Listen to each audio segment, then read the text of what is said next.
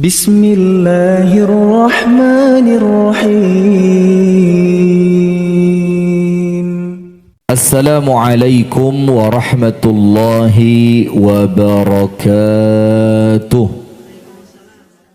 Ibu-ibu sekalian, alhamdulillah kita bersyukur kepada Allah atas nikmat yang Allah karuniakan, sehingga di sore hari ini kembali Allah mempertemukan kita dalam majelis yang mulia ini dalam rangka melanjutkan membaca kitab tentang karakteristik seorang wanita muslimah, dalam artian bagaimana seorang wanita muslimah itu menjadi seorang wanita muslimah yang ideal di dalam aturan syariat. Sekarang kita masuk pada bagian yang kedua, yaitu bagian yang pertama. Ingat, wanita muslimah dengan Tuhannya, ya sudah kita bahas semua mengenai sholat, ibadah, mendahulukan keinginan Allah dibandingkan keinginan diri sendiri. Sekarang kita masuk pada bagian yang kedua, yaitu wanita muslimah dengan dirinya sendiri. Jadi bagaimana syariat itu mengatur wanita muslimah terhadap dirinya sendiri agar dia menjadi seorang wanita yang ideal menurut syariat. Saya baca mulai awal secara cepat. Wahai saudariku muslimah, Islam menganjurkan umatnya supaya memperhatikan penampilan saat berada di tengah-tengah manusia, yaitu menonjol dalam berpakaian, berpenampilan, bertindak dan bertingkah laku. Jadi maksudnya kalau pas di tengah-tengah manusia itu, Anda itu kan kelihatan Anda harus seperti apa, Anda harus bagaimana, bersikap dengan cara yang seperti apa, dengan maksud supaya menjadi tauladan yang baik. Ngomongnya bisa dicontoh, berjalannya dicontoh, bergaulnya dicontoh, sehingga layaklah mereka mengemban risalah Islam yang agung di antara umat manusia. Ada satu ucapan, Bu, kalau laki-laki itu role modelnya siapa? Nabi Muhammad sallallahu alaihi wasallam. Kalau perempuan itu Siti Fatimah radhiyallahu taala anha. Sudah, jangan sana, sebelah sini aja. Itu ada buku, ada mejanya di situ, Anda ambil. Ke sana semua, tak. Sini kosong nanti. Nah, jadi yang terlambat dihukumnya begitu, Mbak, di sini, Mbak. Jadi kalau laki-laki role modelnya siapa? Rasulullah Muhammad sallallahu alaihi wasallam. Tapi kalau perempuan, ada sebagian ulama yang mengatakan Anda ngerti role model enggak? Transiternya itu loh, sing dijadikan patokan itu adalah Sayyidah Fatimah radhiyallahu taala anha. Agar Anda layak mengemban risalah Islam yang agung di antara umat manusia. Panjenengan tahu enggak, Bu? Ada dakwah itu yang tanpa berbicara, yaitu dakwah dengan apa? Dengan sikap. Anda orangnya murah senyum, Anda orangnya menyenangkan, Anda orangnya rendah hati. Itu ketika orang lain melihat, orang lain merasa apa? Tertarik. Ketika dia melihat dan memunculkan ketertarikan itu, maka otomatis dia kepingin sama dengan Anda. Kalau dia akhirnya sama dengan Anda, tanpa Anda tahu, Anda sudah mendapatkan pahalanya. Karena apa? Anda sedang membawa syariat Islam di dalam keseharian Anda. Faham sampai sini? Nah, maka cara ngomongnya, cara berpakaiannya, cara berjalannya, cara bergaulnya, semuanya harus diatur. Di dalam sebuah hadis, Nabi besar Muhammad SAW berkata kepada para sahabat yang baru saja kembali dari safar. Mereka mengatakan, Rasulullah bersabda, innakum qadimuna ala ikhwanikum, kalian ini akan datang kepada saudara-saudara kalian. Jadi akan menemui siapa? Saudara kalian. Kemudian bagaimana? Fa aslihu rihalakum, maka perbaiki dulu kendaraan kalian. Maka ini sunnahnya.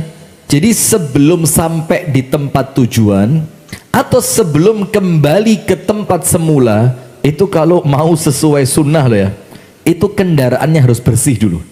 Jadi keluar dan kembali dalam keadaan kendaraannya sudah bersih. Nah kadang-kadang kan kita kalau berangkat bersih, lek mulih. Nah itu repotnya di situ. Wa aslihu libasakum, dan jangan sampai kalian pulang itu pakaian kalian acak-acakan. Jangan sampai, karena apa? Kalian mau menemui orang yang sudah lama merindukan kalian. Kesian mereka, wes kangen, rindu, mereka kepingin ketemu lah, kok ketemu Anda bau keringet, muka kusel, kucel, kemudian rambut berdebu. Ini orang yang kangen kepada panjenengan, dirangkul mambu, gak dirangkul kangen. Ya apa? Kesian mereka. Maka kata Rasulullah, yang pertama, bersihkan dan perbaiki kendaraan kalian. Nomor dua, perbaiki pakaian kalian, hatta takunu ka'annakum syamata finnas, sehingga kalian tampak bagaikan apa? Tai lalat. Syama itu apa? Sesuatu yang menonjol. Jadi kalau ada orang putih diirungi moro-moro tai lalat ireng, orang perhatian apanya, Bu? Nah iku irengnya iku sing ketok. Sehingga apa? Ketika Anda diperhatikan, karena Anda itu orang yang ditunggu, dinanti-nanti. Jangan sampai yang dinanti lah kok orang ngomongnya apa? Alah geletek, mek koyo ngene tok. Ngerti geletek? Geletek itu kalau bahasa Kedirinya jeketek. Ngerti jeketek? Dilalah lah kok mek. Lah kok mek ngunut tok, lah kok mek ngene gitu loh. Fa innallaha la yuhibbu al-fuhsya wa la at-tafahhushi. Karena Allah Subhanahu wa taala tidak senang dengan orang yang penampilannya itu lusuh dan enggan menjaga penampilan. Ustazah, balik sana, balik. Iya, sebelah sana sudah penuh, Anda sebelah sini. Nah ya, balik situ. Masya Allah. Sudah ya, biar imbang kanan kiri. Nanti kalau sudah penuh semua, sebelah sini, masuk mihrab sini. Nah karena Allah Subhanahu wa ta'ala tidak suka orang yang penampilannya apa? Lusuh itu apa? Ya, kalau bahasa gampangnya acak-acakan, amburadul, rambutnya gak ditoto, pakaiannya wis lungset kabeh. Kalau bilang aroma tubuhnya sudah tidak segar lagi. Jika Islam secara umum menganjurkan yang demikian, ini untuk siapa, Bu? Keumuman. Ini tidak ada batasan laki-laki ataupun perempuan. Yang penting orang yang pulang safar ketika kedatangannya dinanti, jangan mengecewakan orang yang menanti. Harus bersih, rapi. Maka itulah di zaman Nabi Muhammad, kalau ada orang pulang safar, tidak dianjurkan langsung ke rumah, tapi mampir masjid. Mampir mana? Masjid. Tujuannya apa?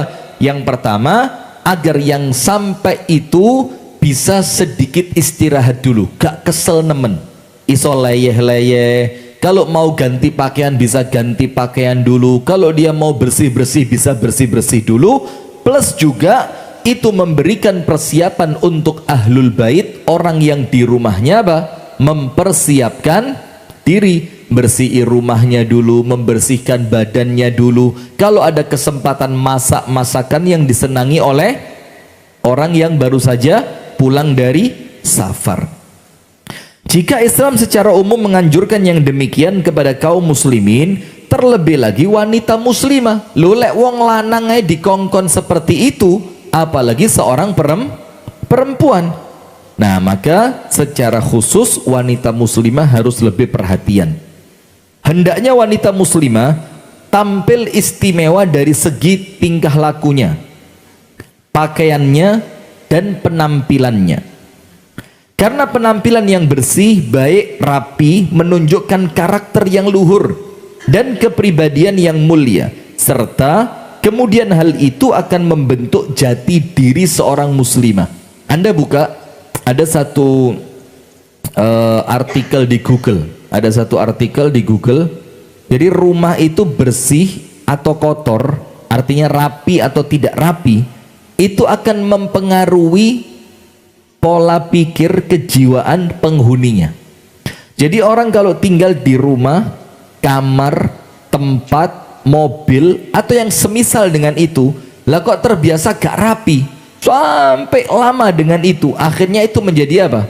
menjadi habit dan kebiasaannya, maka akan mempengaruhi pola pikirnya, akan mempengaruhi apa ini? Oh, hujan. Akan mempengaruhi pola pikirnya. Seorang muslimah yang cerdas adalah ia yang seimbang antara penampilan fisik dan kepribadian. Ia sadar bahwa dirinya terdiri atas 3 bagian. Ini penting, kasih garis bawah. Jadi seorang wanita itu di dalam dirinya ada 3 unsur. Ada berapa? 3 unsur. Yang pertama yaitu tubuhnya. Tubuh itu berarti apa, Bu? Yus fisik ini, hidung, meripat, tangan, kaki, perut, punggung. Nah, itulah nomor 1 apa? Tubuhnya. Dan yang kedua akal. Dan yang ketiga jiwa. Bedanya apa? Tubuh Anda tahu semua.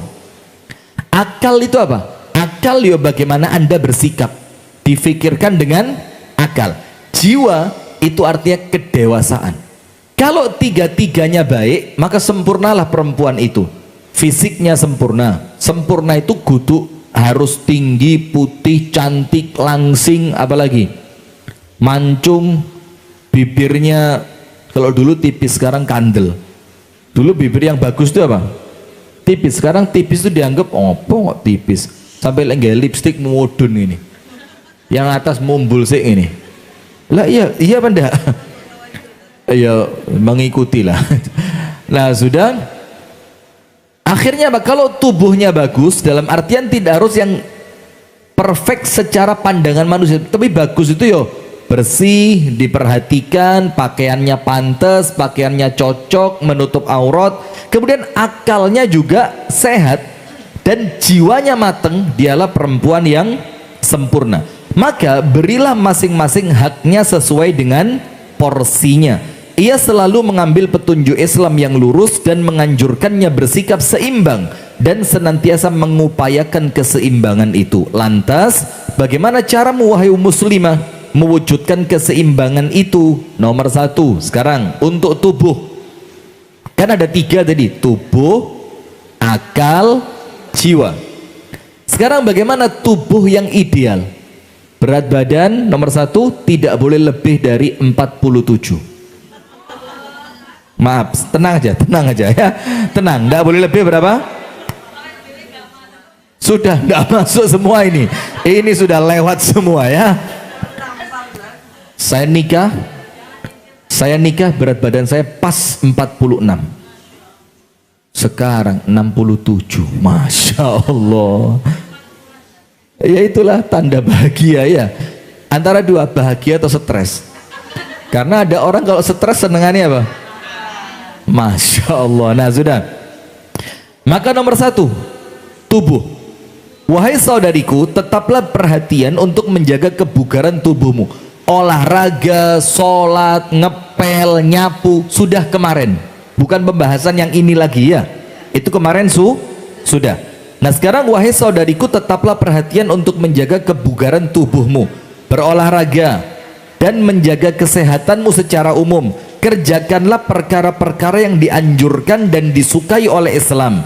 Dan diantara hal yang perlu kalian lakukan adalah nomor 1, makan dan minum secukupnya.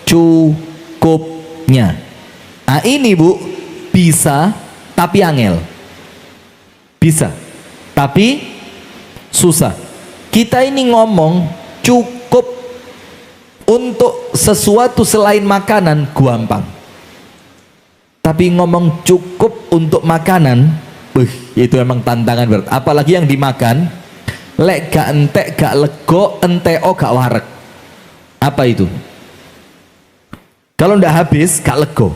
Tapi kalaupun Anda habiskan, ndak kenyang Anda. Kuaci. Ada orang berhenti makan kuaci, ndak. Sampai lambene lidas kabeh. Iya apa ndak?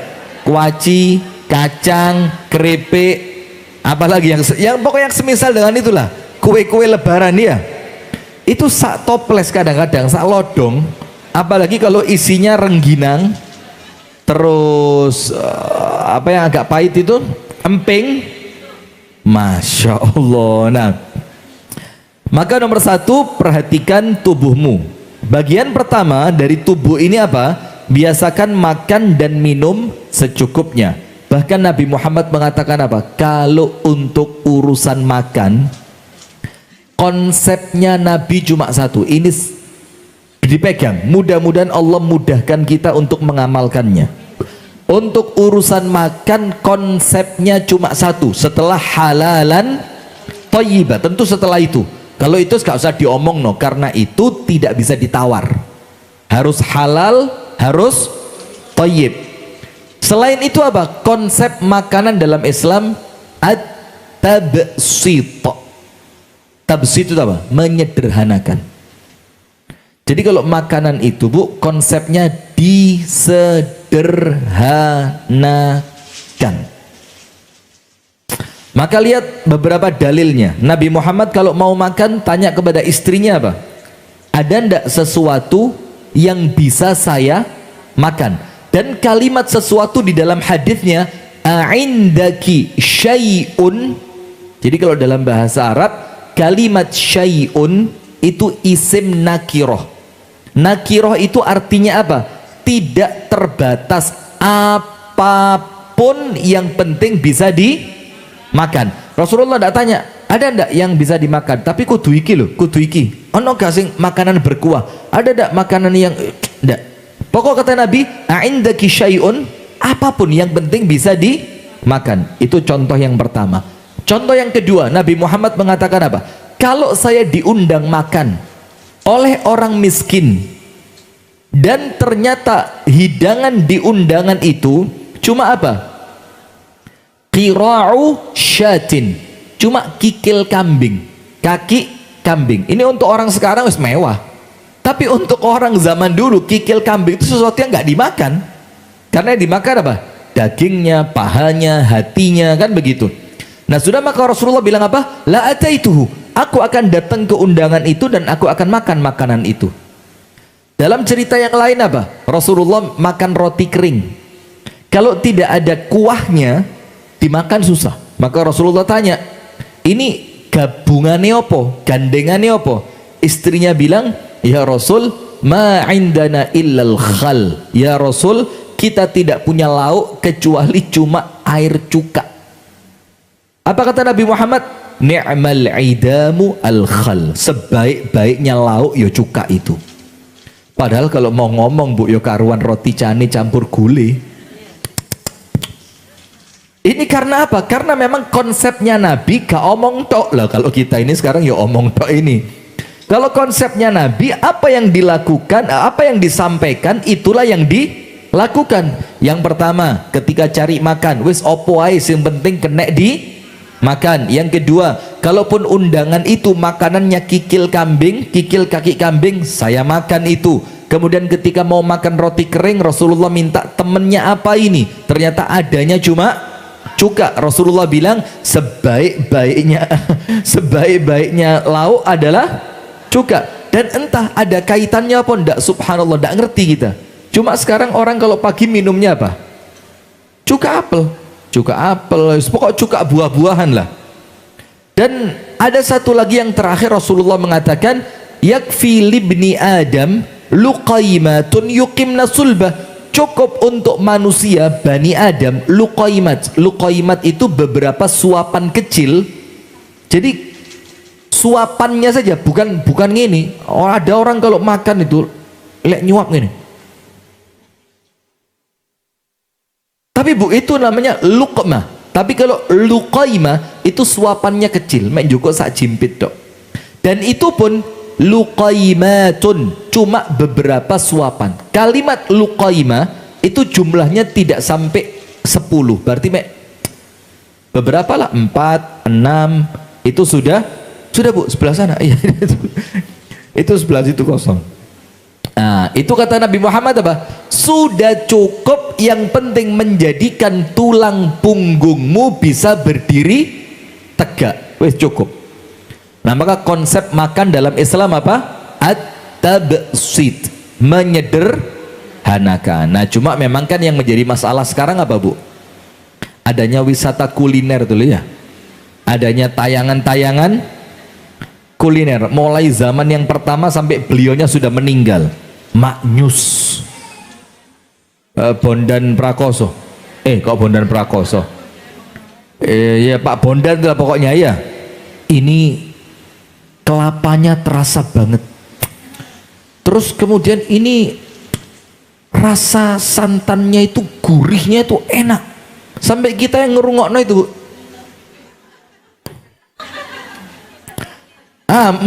mulai hari itu Bu, mulai muncul tayangan-tayangan kuliner yang lain. Apalagi sekarang ada food blogger. Nggak ngerti Anda? Food blogger.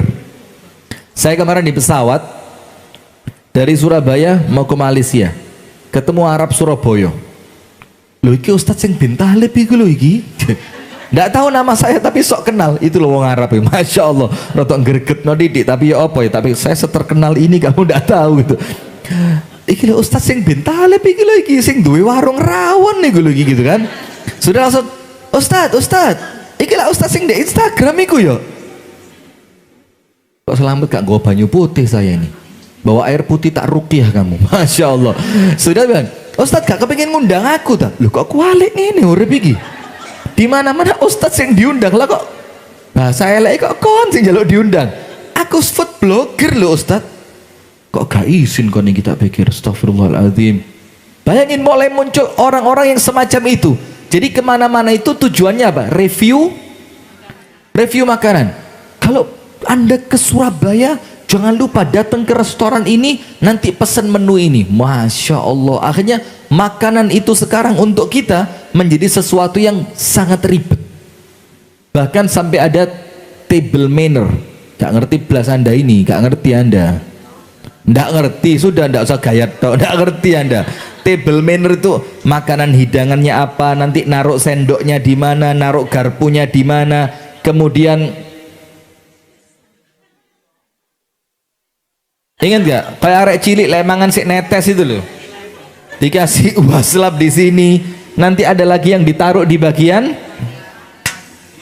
pahanya. Itu kalau masuk restoran mahal Bu, bukan Anda yang naruh, itu yang naruh pelayannya. Kayak uang gending saya pakai ini. Nah subhanallah, jadi akhirnya makanan itu menjadi sesuatu yang apa? Sesuatu yang akhirnya ribet. Kudu ono iki nih, kudu ono iku nih, harus ini, harus itu, segala macam. Padahal konsep Islam untuk makanan at-tabsit, menyederhanakan. Kalau sudah seperti ini Bu, tenang. Terus gak harus ini, gak harus itu, sing penting iso makan dengan kaidah awal halalan thayyibah. Dan kalau ngomong 3 kali sehari pun jani yo gak harus.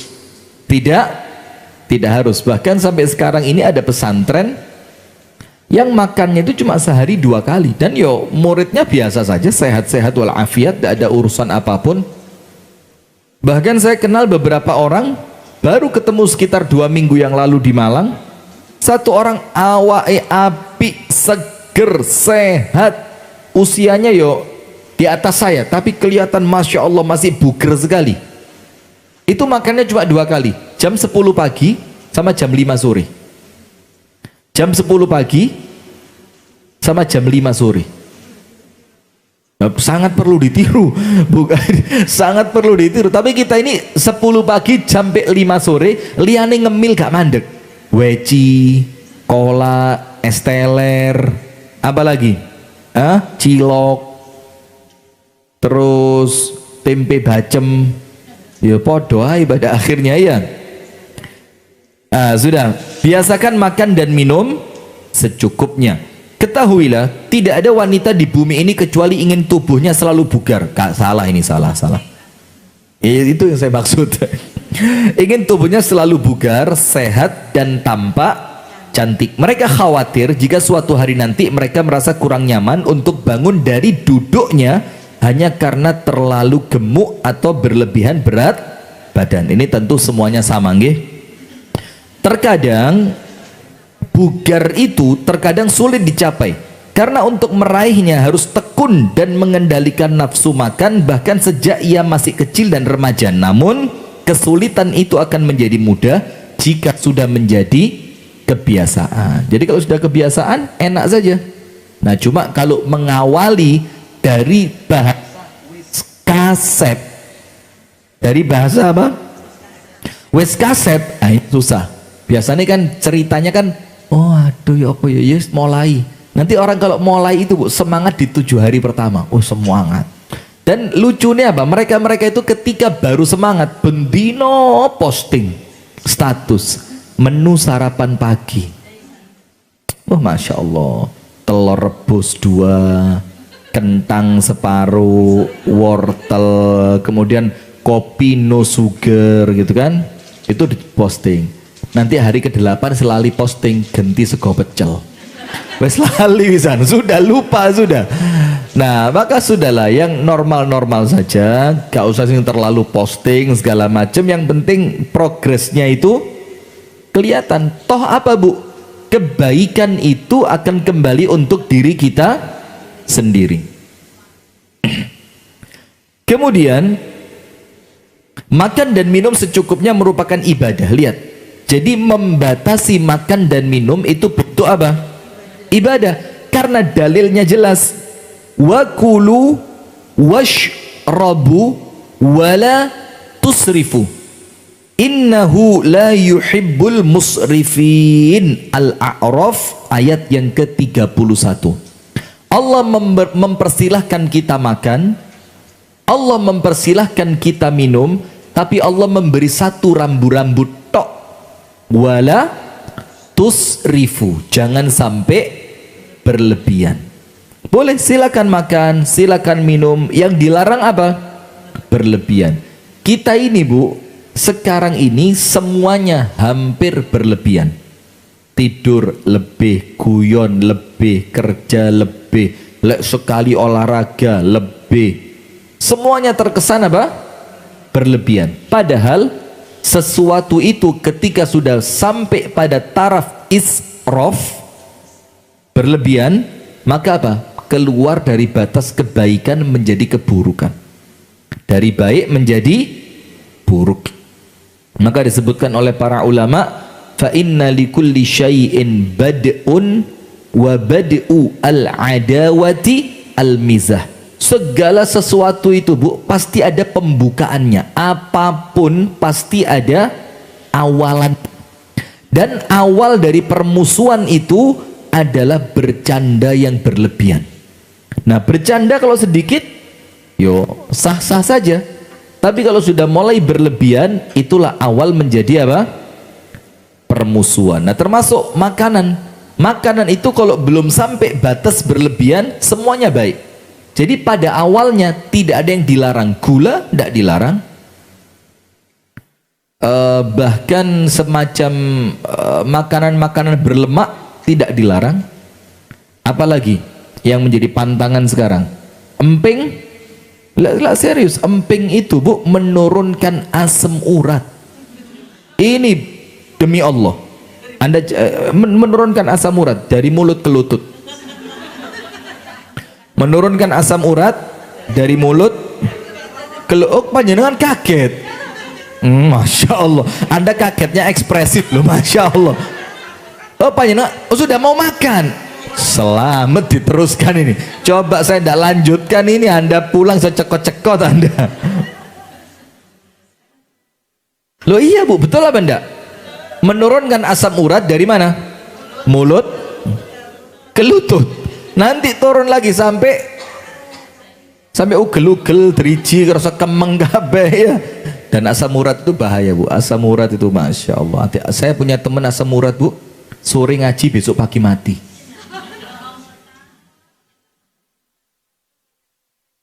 Iya, ya gara-gara terfitnah ini tadi Bu. Asam urat itu kalau makan emping asam uratnya turun. Astagfirullah. Tolong ya yang live jangan salah paham ya. Sudah, maka Allah berfirman dalam suratul A'raf ayat yang ke-7. Dan kita biasakan. Mulai kapan? Mulai anak-anak kita. Nah tapi ya subhanallah, anak-anak kita ini kadang-kadang kalau sama kita aman. Tapi lewes Mbah Putri, Mbah Kung, wes. Anak saya batasin. Es krim tidak boleh lebih dari sekian. Permen tidak boleh sekian. Datang ke rumahnya, Oma minta uang limen. Dia bilang ojo dikei mah. Kon biyen sik cilik gak apa-apa. Dusta lah Jarno. Es krim, sudah tadi bagi makan es krim. Sore lagi minta, Oma minta es krim. Ojo mah wis kakean mah. Kon biyen sedino 5 gak apa-apa blas. Akhirnya kita juga susah ini. Apa ngatur anak ini? Bilang ojo dimanja anakmu iku. Saya mikir loh, sing manja sopo? Nah, maka dilatih mulai mereka apa? Kecil. Karena Allah mengingatkan kita dalam suratul A'raf ayat yang ke-31, wa kulu washrabu wala tusrifu, dan makanlah kalian, minumlah kalian, tapi peringatannya apa? Jangan sampai berlebihan. Maka Rasulullah sallallahu alaihi wasallam bersabda, ma mala'a adamiyun wi'aan syarran min batnin. Dalam riwayat yang lain, ma mala'a adamiyun wi'aan syarran min batnihi. Tidaklah seorang manusia mengisi suatu wadah yang lebih buruk untuk diisi kecuali perutnya. Jadi tidak ada tempat yang buruk untuk diisi yang keburukannya melebihi perut. Perut ini kalau sudah terlanjur penuh diisi, sampai ada pepatah Arab mengatakan apa? Man mala'a batna faragh aqlah, wa man faragha batna mala'a aqlah. Orang kalau perutnya penuh, akalnya kosong. Dan orang kalau perutnya kosong, akalnya penuh. Dalam artian apa? Ini ngelatih kita untuk tirakat. Iya, puasa, mengurangi makan, jangan banyak makan. Itulah kenapa pondok pesantren itu makanan kan yo tidak sampai berlebihan, minim. Yo pesantren dulu, bukan sekarang. Anak sekarang pulang mondok, masya Allah lemu-lemu. Ya, ndak dikongkon bapak, ndak dikongkon ibu, mangan turu sekolah, masya Allah. Nah, maka Rasulullah mengingatkan tidak ada tempat yang diisi oleh manusia yang lebih buruk untuk diisi dibandingkan perut. Bihazbi ibni Adam akalatun yuqimna sulbah. Cukuplah untuk manusia itu beberapa suapan kecil yang penting bisa menjadikan tulang punggungnya tegak berdiri. Fa in kana la mahala, kalau tidak bisa dilakukan, jadi kalau beberapa suap kecil itu untuk panjenengan tidak cukup, karena panjenengan itu aktivitasnya banyak, penuh, capek, maka Anda tidak cukup hanya dengan beberapa suapan kecil, maka ada caranya. Maka bagilah perut Anda menjadi 3. Thuluthun li ta'ami, jadikan sepertiganya untuk makanan, wa thuluthun li syarabihi, dan jadikan sepertiga untuk minuman, dan sisakan sepertiga yang lainnya li nafasihi, untuk udara di dalam perut. Sepertiga makanan, sepertiga minuman, dan sepertiga tenaga. Coba panjenengan gegem begini, Bu. Gegem begini. Nah, genggaman panjenengan itulah ukuran lambung panjenengan. Anda cek di Google kalau tidak percaya. Ini ukuran lambung normal. Nah, maka sekarang Anda pikir, Anda kalau makan sego pecel embobeng telu, kira-kira dimasukkan sini cukup apa enggak ini? Iki butuh sepertiga makanan, air dan udara ini. Iki mekar ping telu isinya sego kabeh. Apalagi nasi itu kan mengandung gas. Iya apa enggak? Nanti nggari kembung. Dan subhanallah, tolong ibu-ibu ya, ini tolong diperhatikan. Ini di luar materi tapi penting. Lek pas sholat ojo gelegeen. Aduh, masya Allah. Sholat, terus orang sebelah gitu. Masya Allah, itu rasanya Bu, masya Allah Bu. Itu kita baca iyyaka na'budu. Sampai endi moco imang, ya Allah lali. Langsung hilang konsentrasi. Karena tidak semua orang itu tegel, ngerti tegel? Tegel itu seperti dokter tuh, Bu. Makan, ada pasien muntah-muntah di sampingnya, tetap kakak saya begitu. Ini dia makan, di sebelah pasiennya dia lagi diganti pampers. Dan itu saya masuk ruangan, ambune Allah yahfadzna. Iku ya tetep enak. Gak apa-apa biasa ngene iki lah ambune, sementing lah rasane sego aja. Lihat apa ini subhanallah. Karena tidak semua orang seperti itu. Ada orang itu sing gak kenean, ngerti gak kenean? Bau kelek titik wis.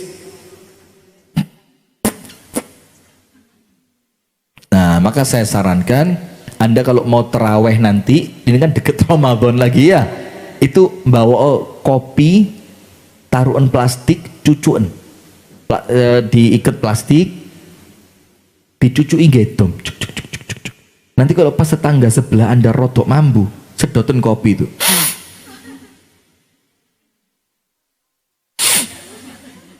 Timbang rusak gara-gara tonggo mambu kelek, karena nyedot kopi. Astagfirullah.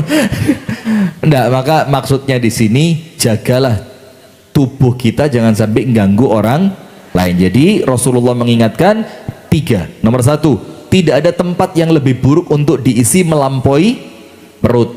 Nomor 2, cukuplah untuk manusia beberapa suapan sekedar menjadikan tulang punggungnya bisa tegak berdiri. Yang ketiga, kalau tidak cukup beberapa suap kecil, maka bagilah lambung menjadi 3. Sepertiga untuk makanan, sepertiga untuk minuman, dan sepertiganya lagi untuk bernafas. Juga perkataan Amirul Mukminin Umar ibnul Khattab. Umar mengatakan begini, hindarilah kenyang dalam makan dan minum. Kalau dulu adiknya nenek saya namanya Salma, itu Masya Allah sampai tua awake bagus Masya Allah, senengane jalan, makannya gak macem-macem, dan dia kalau makan bareng itu anak putune, karena beliau tidak punya anak langsung, tidak punya, tapi maka keponakan-keponakannya, anak-anaknya ponakan itu dianggap anak cucu, sering ke rumahnya itu dibilang apa? Uwong mangan lek wis embuh nikmati ilang.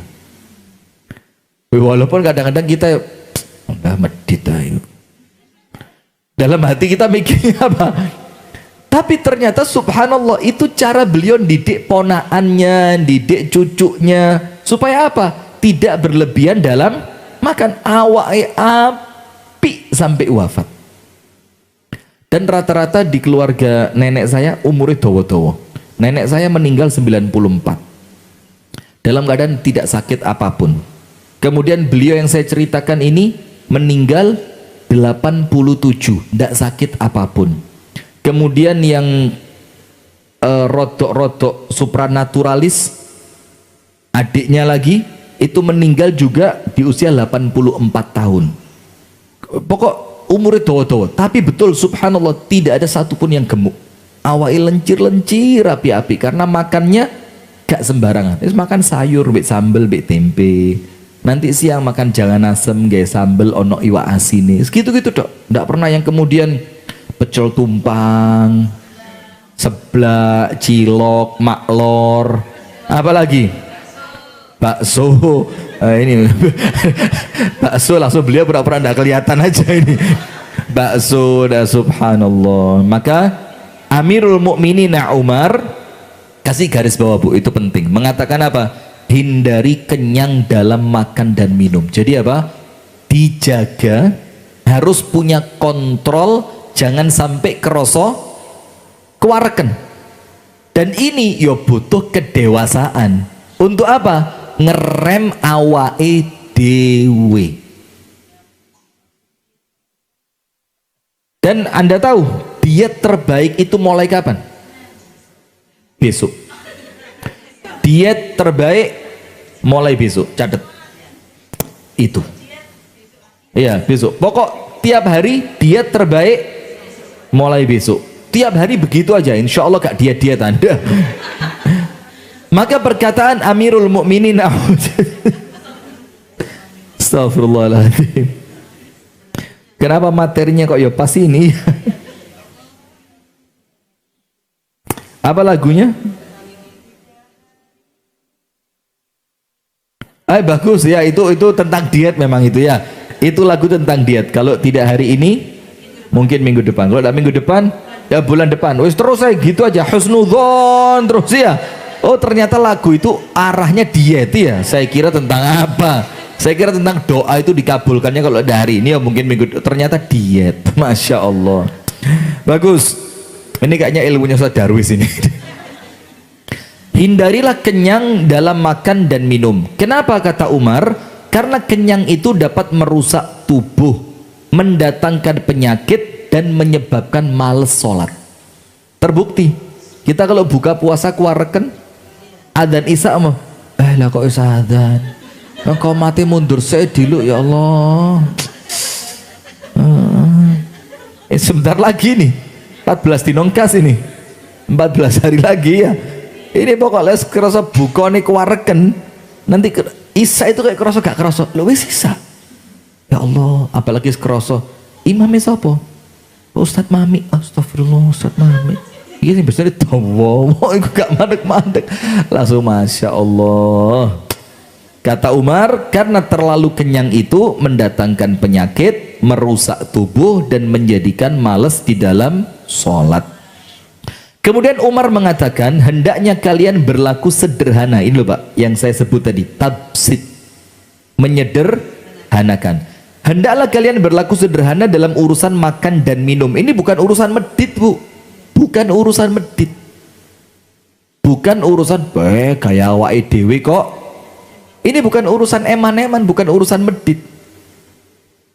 Hendaklah kalian menyederhanakan dalam urusan makan dan minum, karena itu lebih menyehatkan tubuh dan jauh dari pemborosan. Sesungguhnya Allah membenci orang yang kegemukan.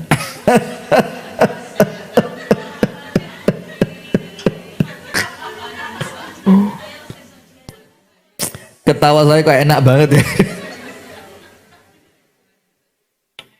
Sesungguhnya Allah membenci seseorang yang kegemukan. Iya saya ulang. Ini ucapannya Umar. Sesungguhnya seseorang akan binasa ketika dia mendahulukan syahwatnya di atas agamanya. Maka untuk perhatian pada tubuh, poin yang pertama yang dituliskan di dalam buku ini dalam rangka ideal, biasakan makan dan minum secukupnya. Yang kedua, bagaimana dalam rangka menjadikan tubuh wanita muslimah itu ideal? Jauhilah makanan yang berbahaya. Kalau sekarang apa? Makanan yang mengandung pengawet, makanan yang kemasan, kalau bahasa kerennya junk food. Makanan yang bahasanya makanan sampah, atau instant food, makanan instan, pokoknya sehingga ini cepet apa segala macam, atau makanan-makanan yang subhanallah itu mengandung banyak bahan kimia. Aduh itu medeni. Nah maka jauhilah makanan yang berbahaya. Sikap seperti ini merupakan ciri khas dari masyarakat Islam dan kaum muslimin.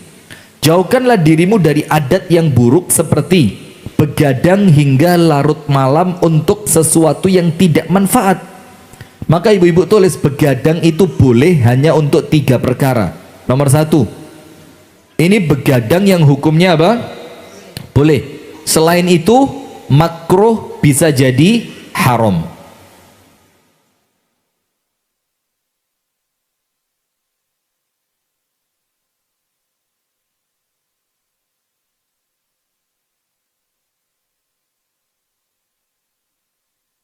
Nomor 1, as-saharu bainaz zaujain, begadang antar suami dan istri. Jadi begadangnya suami dan istri, ngobrol, ngopi, atau bahkan mohon maaf ya, bercengkrama suami dan istri. Itu tidak makruh, apalagi haram, bahkan bernilai pahala. Yang kedua, as-saharu lil ibadah, begadang untuk ibadah. Seperti apa? Kalau Ramadan ada yang namanya qiyamul lail, khataman Al-Quran, atau di 10 terakhir Ramadan ada ibadah yang namanya i'tikaf. Yang ketiga, as-saharu lil ilmi, begadang untuk ilmu. Itu yang disepakati oleh para ulama, keluar dari hukum awal begadang yang awalnya adalah makruh. Hukum awalnya apa? Makruh. Tapi bisa bernilai ibadah untuk 3 niatan tadi. Nomor 1, begadangnya suami dan istri. Nomor 2, begadang untuk ibadah. Dan nomor 3, begadang untuk ilmu. Maka dikatakan jauhilah kalian untuk begadang malam, namun segeralah istirahat lalu segera bangun, supaya hari-harimu dapat kau lalui dengan penuh ketekunan, energik dan hati lapang. Jangan sampai begadang. Ini apa urusannya? Makanan berbahaya kok penjelasannya begadang ini.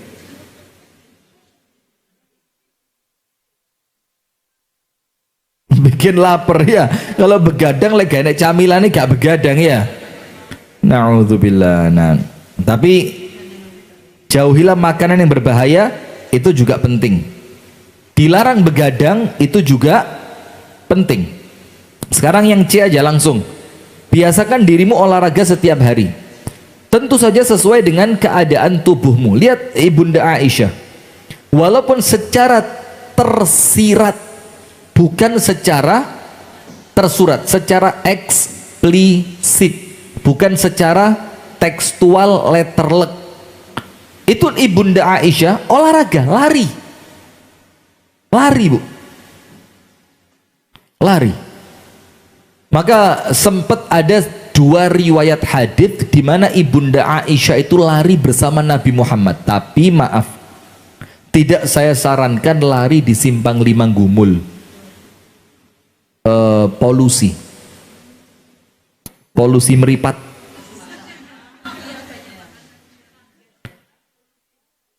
Ya itu yang saya maksud, itu bukan makanan toh itu.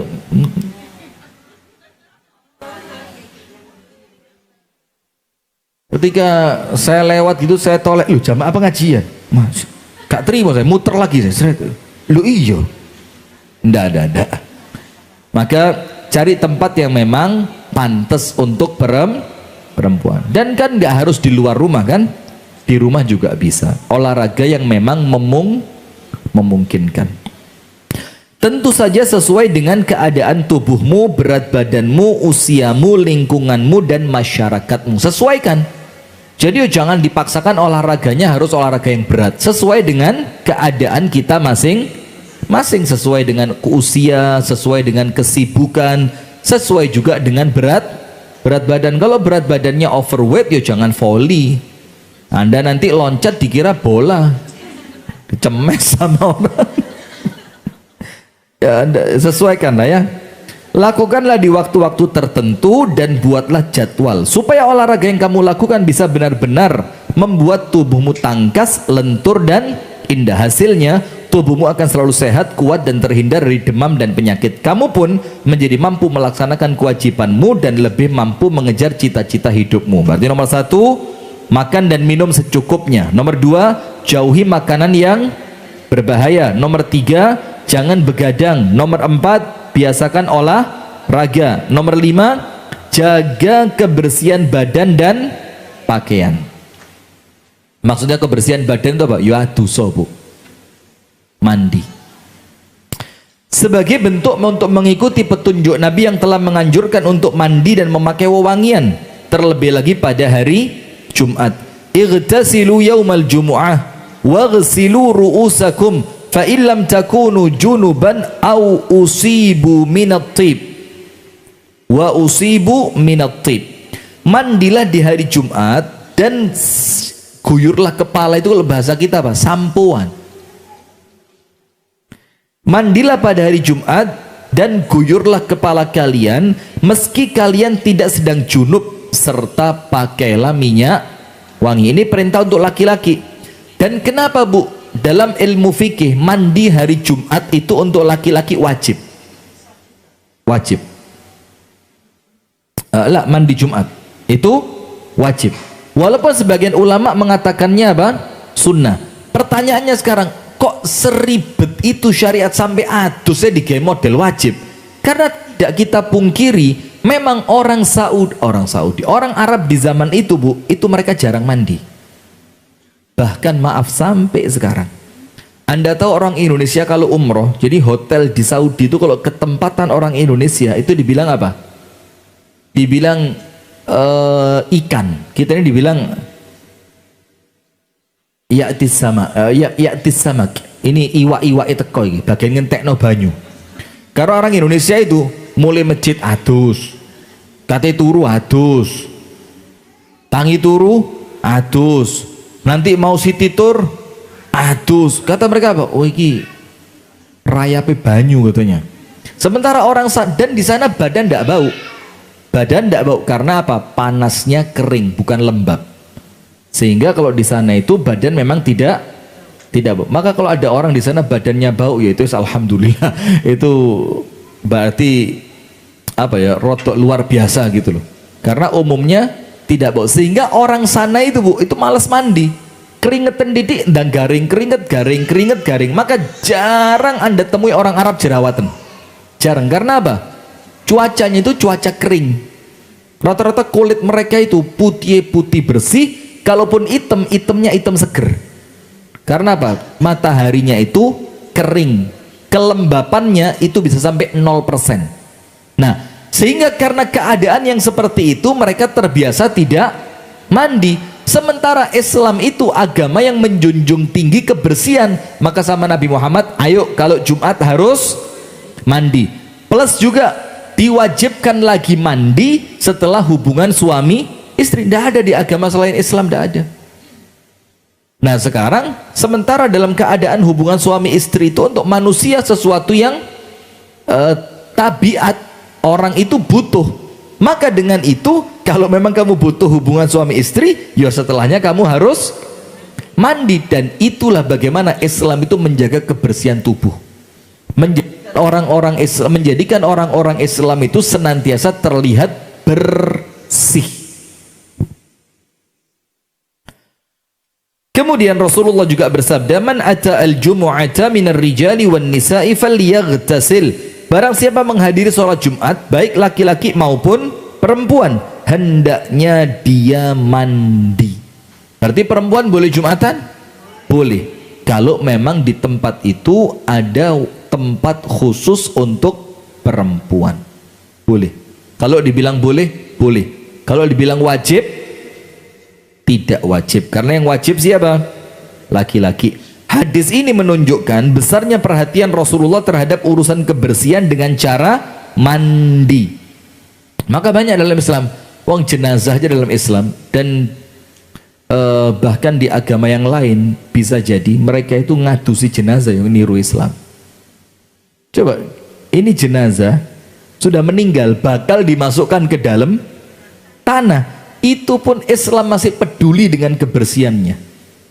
Sampai dimandikan, bahkan pakai air sabun, pakai air bidara, nanti ditambahi kapur barus, ditambahi lagi minyak wangi, kain kafannya harus yang bersih. Kan begitu. Padahal mau dilempar kemana? Dalam tanda kutip. Mau dikubur di tanah. Tapi saking perhatiannya dengan kebersihan, disuruh memandikan jenazah. Bahkan itu kewajiban seorang muslim atas jenazah saudara muslim yang lainnya. Hingga sebagian imam madhab berpendapat bahwa hukum mandi untuk sholat Jumat adalah wajib. Yang demikian itu karena kebersihan akan berefek pada sifat manusia, terkhusus wanita. Itulah ciri-ciri yang paling tampak dari kepribadian wanita yang cerdas. Hal itu tidak hanya membawa cinta pada suaminya saja, namun setiap orang yang melihatnya dan laki-laki yang menjadi mahramnya. Imam Ahmad dan Al-Imam An-Nasai meriwayatkan hadis dari Jabir bin Abdullah. Ia berkata, Rasulullah SAW mengunjungi kami. Kemudian beliau melihat seorang laki-laki di antara kami yang pakaiannya kotor, awae rusuh, pakaiannya lusuh. Rasulullah berkata kepadanya, ama yaghsilu thawbah, apa orang ini gak diumbah yo kelambine gitu loh. Jadi Rasulullah risih melihat yang kotor. Maka Rasulullah tanya, apakah orang ini tidak bisa mencuci bajunya?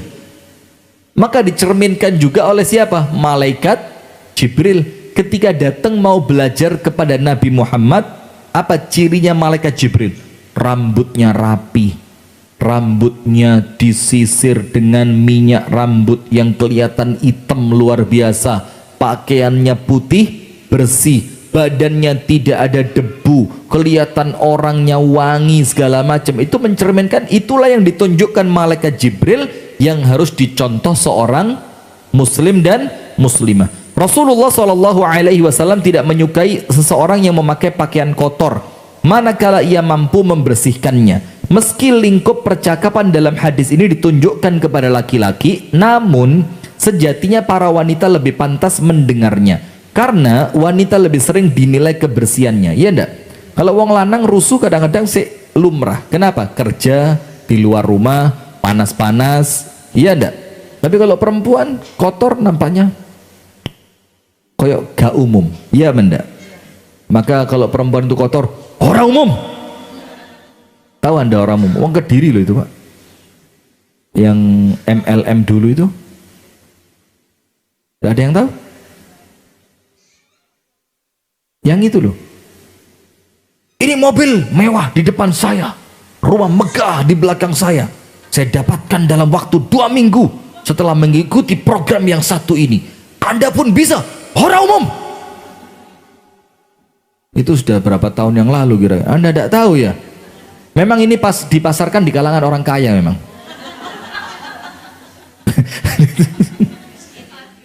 Kenapa? Iya, berarti 2007. Anda termasuk korban ya? Oh, bukan. Anda termasuk apanya? Penasehatnya?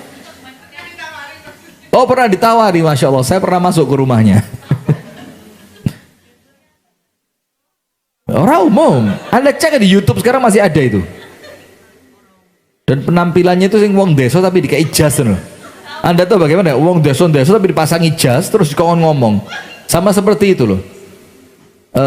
Tetes. Ini kalau pakai mic, Pak. Saya matiin dulu mic-nya.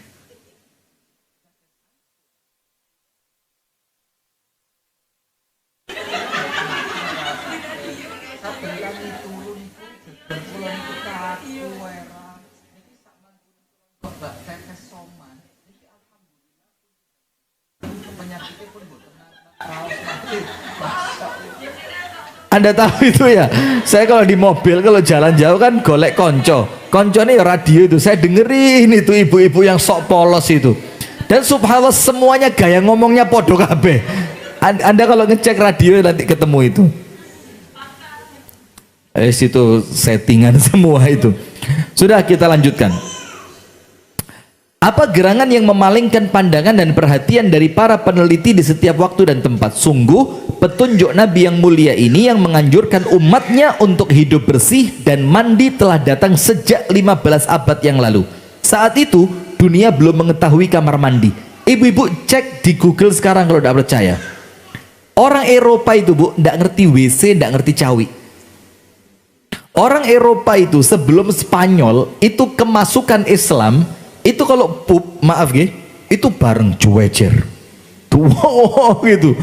Mereka jangankan tisu, ya sudah selesai, sudah naik gitu aja. Setelah Islam itu datang, lah tidak percaya ya Robbi.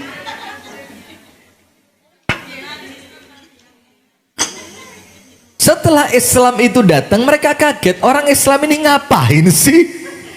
Baru setelah itu mereka ngerti air, mereka ngerti cawi, mereka ngerti mandi, mereka ngerti bagaimana kotoran itu membawa bakteri. Itu sebelumnya mereka tidak ngerti. Seburuk itu mereka di zaman itu, bayangin. Subhanallah. Jadi Islam sudah ngajari kita semenjak 15 abad yang lalu, yang orang Eropa itu baru tahu ketika Islam masuk ke sana.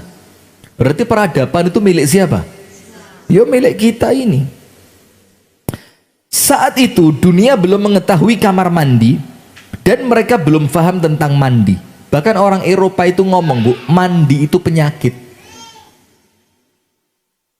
Perempuan Eropa itu udah adus. Anda tahu yang sampai perutnya ditaleni sampai ciit, cuwili itu, terus roknya lebar, itu tidak tahu adus, tidak pernah mandi. Jadi sejarah mereka mandi di bathtub, pakai air anget, kemudian digosok oleh budak mereka, itu setelah Islam masuk ke tempat mereka. Mereka tidak ngerti semua itu, subhanallah. Bahkan selain dunia kaum Islam, mandi belum menjadi budaya, kecuali setelah ribuan tahun yang mana Islam telah menerapkan petunjuk hidup bersih ini di tengah masyarakat Islami. Nah, itu ibu-ibu sekalian yang kita pelajari di sore hari ini. Jadi ada beberapa perkara. Nomor satu apa? Makanannya dijaga, Bu, jangan berlebihan. Insya Allah kalau kita niat, oleh Allah diberikan apa? Kemampuan. Yang kedua, jauhi makanan-makanan yang berbahaya. Sudah dihindari ya, sesekali ya pantes lah ya. Tapi kalau menjadi lifestyle malah bahaya. Kemudian jangan sampai sering begadang malam. Sunnahnya itu tidur langsung setelah sholat isya.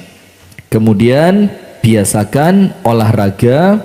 Kemudian yang berikutnya, jagalah kebersihan badan dan pakaian. Dengan cara apa? Mandi. Dan mohon maaf cawi, bersihkan badan, pakai yang wangi-wangi, pakaiannya juga diganti. Sementara itu yang dapat kami sampaikan. Insya Allah kita lanjutkan pada pertemuan yang berikutnya. Dan insya Allah kajian kita lagi di Masjid Nur Solihin, insya Allah hari Sabtu depan pukul 8 sampai selesai. Insya Allah temanya, iya Sabtu ini, Sabtu besok ini ya, Sabtu besok ini. Monggo silakan Ustazah.